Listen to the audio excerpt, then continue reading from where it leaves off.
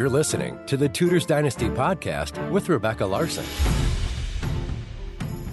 Hello and welcome back to the show.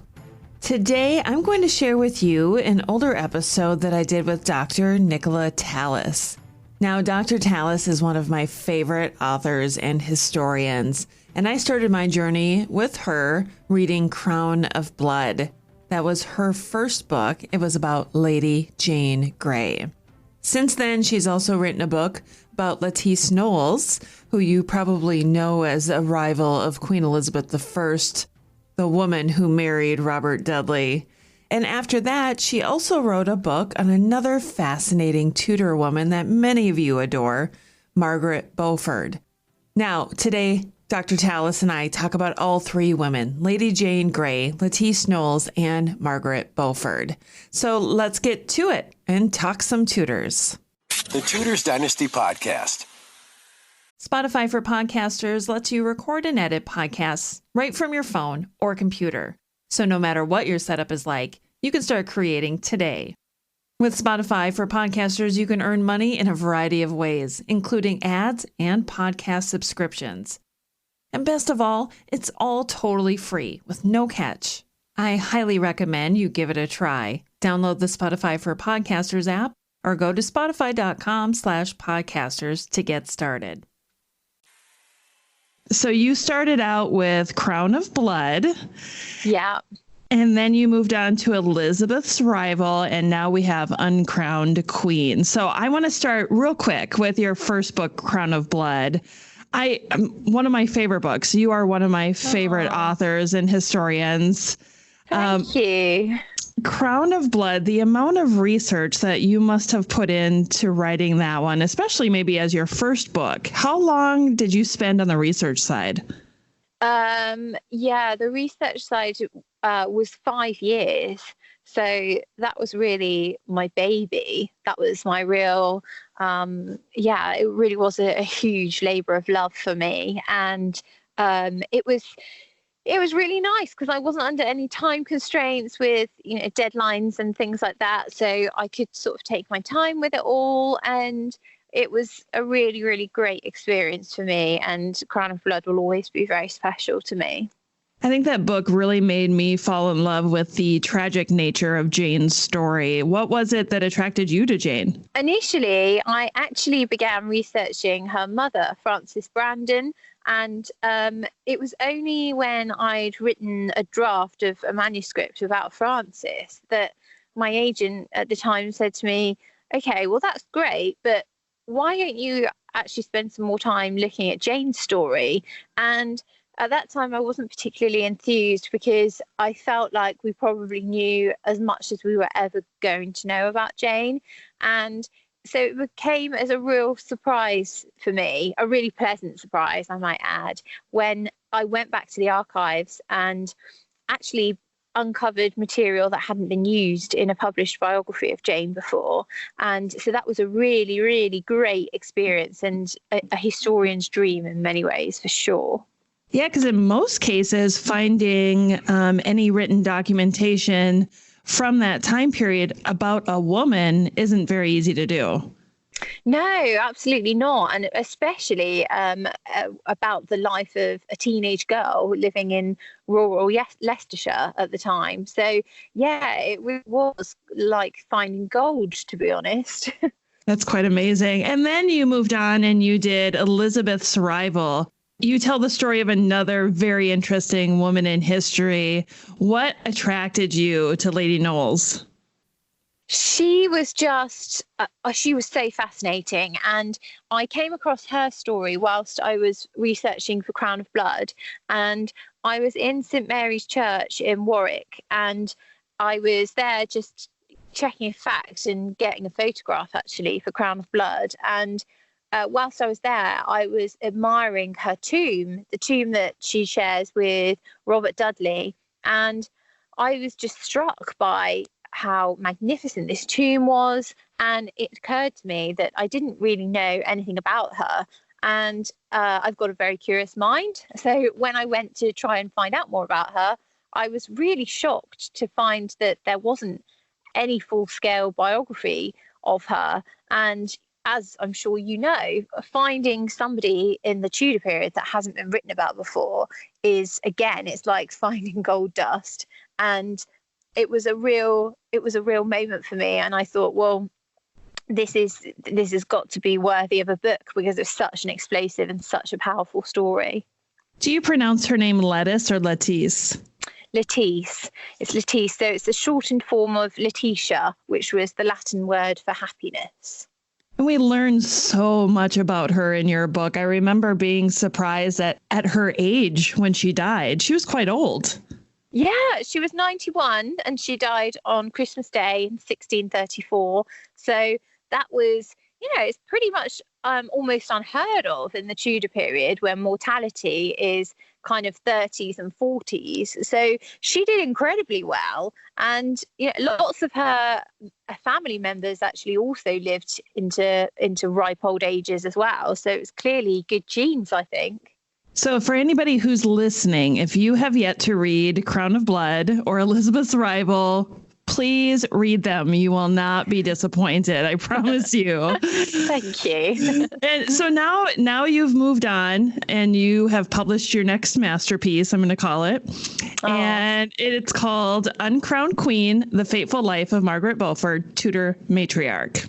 Yeah. So I haven't read this yet. I'm just presuming it's a masterpiece if it's anything like really your last two. Can you tell everyone the reason behind the title, Uncrowned Queen? Yeah, I mean, I think I really struggled with the title for this one for quite a while, which was kind of disheartening for me in some ways, because the titles for the other two books came almost straight away. And it wasn't until I really began delving into the archival material for Margaret Beaufort's life, for which we're quite fortunate that it's quite plentiful in some places. And from this, I was able to start building up a clearer picture of her and her personality, her character. And it became clear to me that this really was the only possible title that I could use, because Margaret really did behave, and I think in many ways believed herself to be a queen in all but name. And so the title just seemed to fit perfectly. What kind of surprises did you come across maybe while you were researching that you can share with us?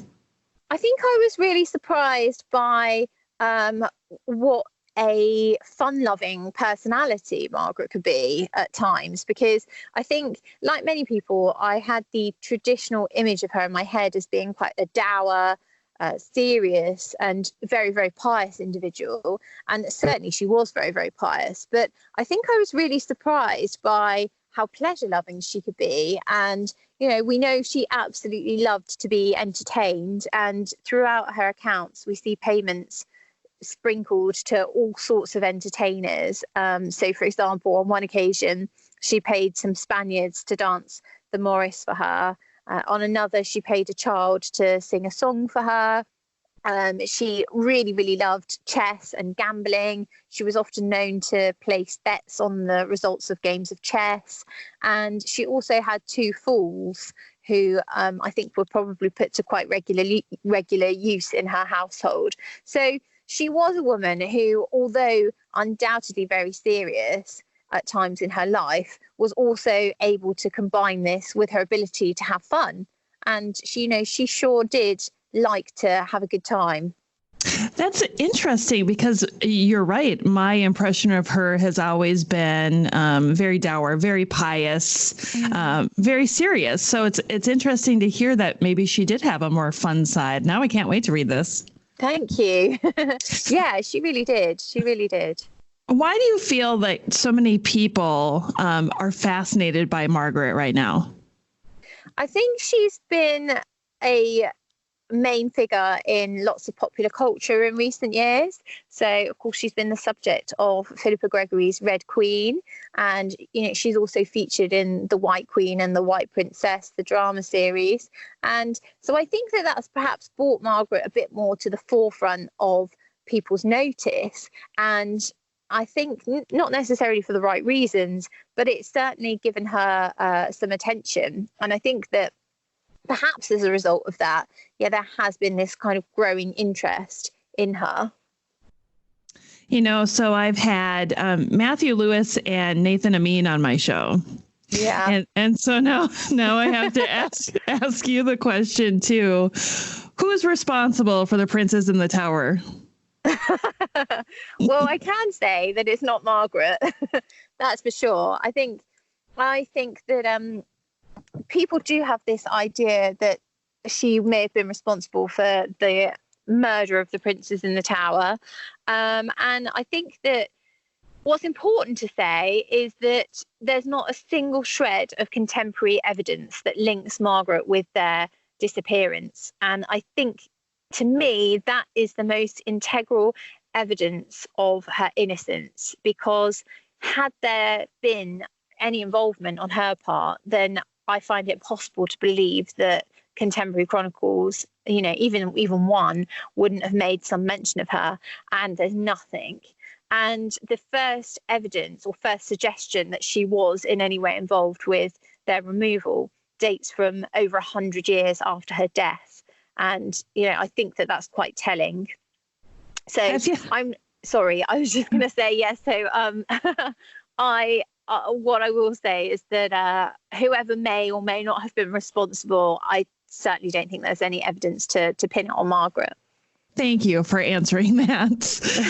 I always feel like these stories that come out, you're right, are always from a century after the person lived. Yeah. And it's easy for us modern readers and researchers and writers, when we look at this, to forget, like, hey, this person lived 100 years after Margaret died. They probably don't really know the true story. Yeah, exactly. And I think that that's one of the things with Margaret. I think people perhaps have had their judgment clouded by pop culture in recent years. And to me, that was another compelling reason why an updated biography of Margaret's life was not only desirable, but also necessary, I think, in order to clear her name. But in my opinion, and it is important for me to say, actually, that I did approach this project completely from an objectional point of view. I did really want to be objectional and just see where the evidence took me. And to me, there wasn't any evidence to prove that Margaret was this sort of very dark and twisted character that she's sort of been portrayed to be. And so for me, having done my research, it seemed important to try and set the record straight and to restore some of her credibility to her, which in recent years, perhaps she's lost a little bit. What do you think the biggest myth surrounding her life is? Certainly the fact that she may have been involved in the disappearance of the princes in the tower. That's the most recent one. But also, that she, as I was saying earlier, that she was this very, very matronly, overbearing woman who dominated her son's court and was fanatical, not only about religion but also about her son and her ambitions for him. And I think that undoubtedly her son was the most important person in her life, and clearly the most important relationship that she had. She loved him dearly and would have done anything for him. And I think that on occasions, this certainly would have got on her daughter-in-law's nerves, the nerves of Elizabeth of York. But I think that any suggestion that their relationship wasn't particularly close is untrue. I think most of the evidence suggests that Elizabeth and Margaret worked very well together, and that that they shared a very good relationship.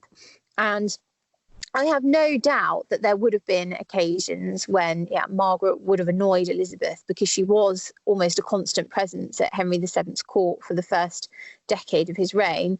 And I have no doubt that this would have caused some friction on occasion. But I think that it's been very highly exaggerated, and to Margaret's detriment, to make her look like she was this sort of terrible, overbearing mother-in-law from hell. And the reality is, I don't think that's quite the case. That's really is the impression that we get of her with pop culture, is that she was like that. Another thing that I feel like comes up a lot online that I see is people assuming that Margaret always imagined Henry being on the throne. What can you say to that? I think that there's no evidence that Margaret saw or tried to press her son's claim to the throne prior to 1483. And it's very clear that prior to that, she was actually working to try and effect a reconciliation with Henry, for Henry with Edward IV. And, there's no reason for Margaret to have pushed her son's claim prior to 1483, because Edward IV was, to all intents, a strong leader, and it looked like the continuance of his dynasty was set to flourish because he had two male heirs. And when he died in April 1483, it's very clear that it took everybody by surprise, his subjects and his court. And it's only really then, with the disappearance of the princes in the Tower, that Margaret's mindset seems to have changed.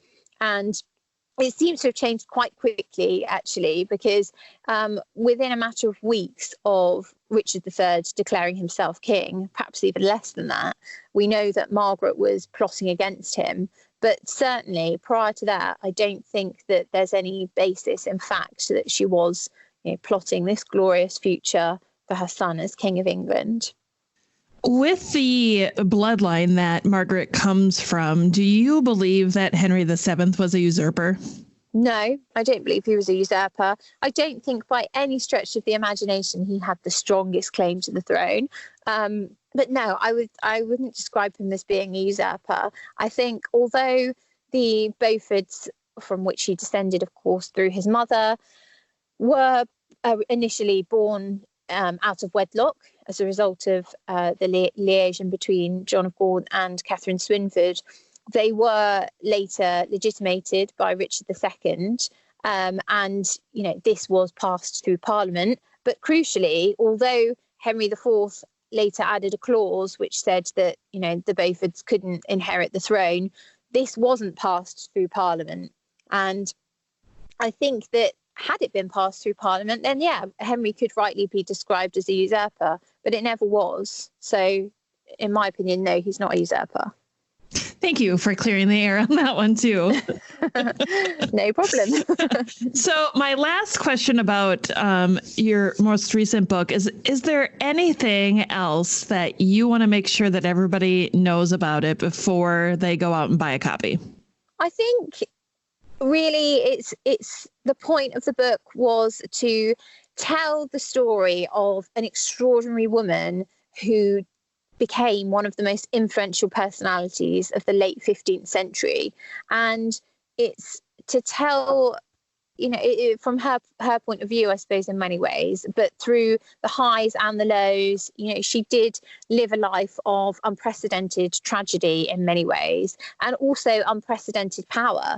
And it really is an explosive and a very dramatic story, and perhaps one that for many readers would be full of surprises and offer a different perspective of the Tudor period. So that's what my hope is, and that's what I hope that people would see if they were going to consider reading it or buying it.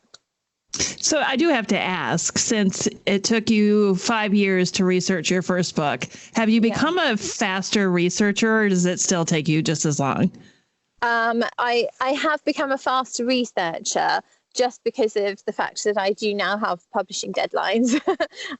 So this one took me 2 years, and it doesn't mean that you don't do as much work. In fact, it just means that you have to do all of the same amount of work, but you just have far more sleepless nights.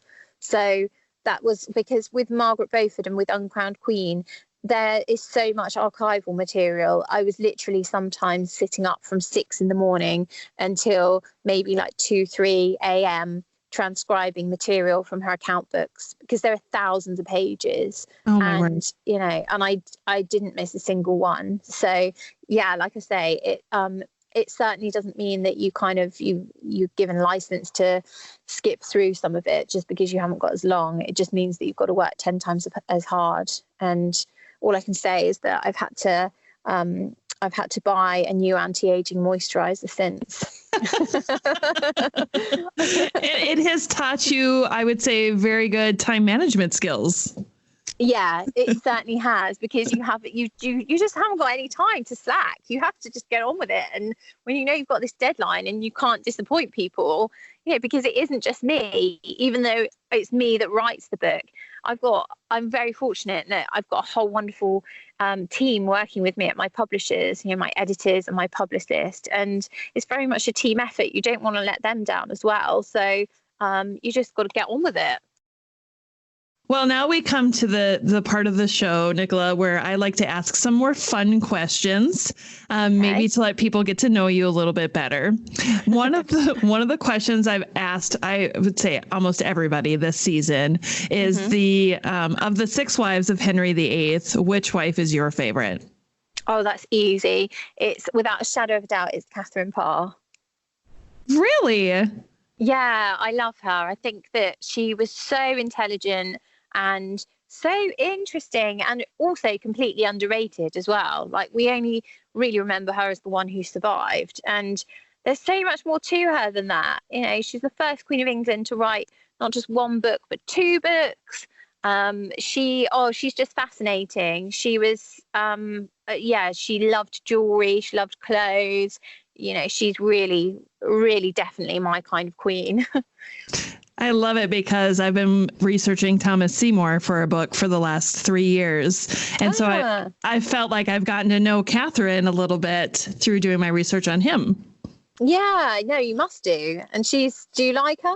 I do. She's fascinating. She really is. Yeah. And she doesn't get the justice that she deserves. So there's been some great books done by her in the past, which has been wonderful. But I would love to see another one. Hint, hint.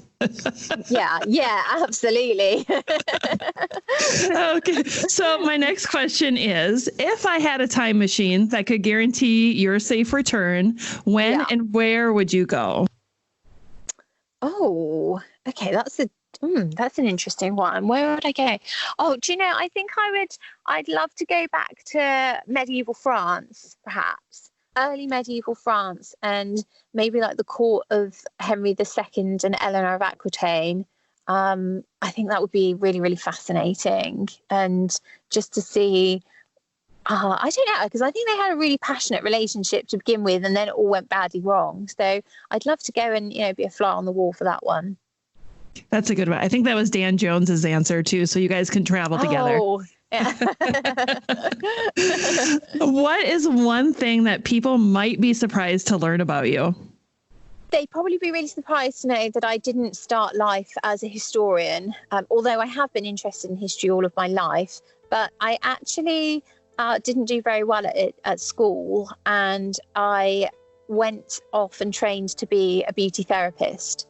And it was only when I snapped a ligament in my wrist and was sat at home feeling very sorry for myself with my wrist in a plaster cast that I began thinking about what on earth I was going to do next.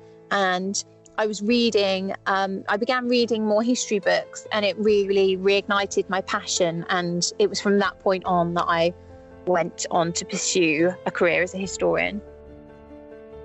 And that concludes this flashback episode of the Tudor's Dynasty podcast with Dr. Nicola Tallis.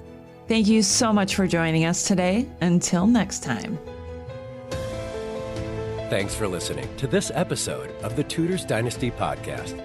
You can follow and support the Tudor's Dynasty podcast on Facebook, Twitter, Instagram, and Patreon @Tudor's Dynasty.